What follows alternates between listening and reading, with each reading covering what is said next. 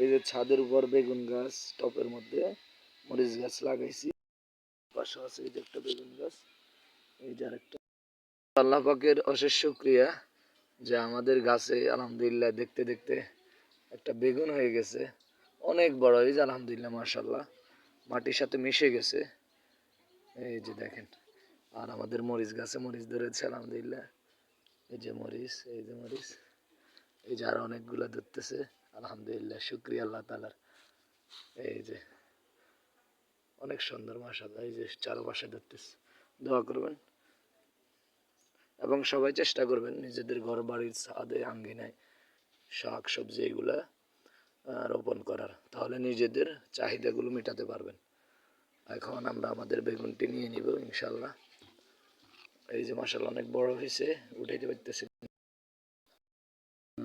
অবশেষে আমরা বেগুনটি কেটে ফেললাম।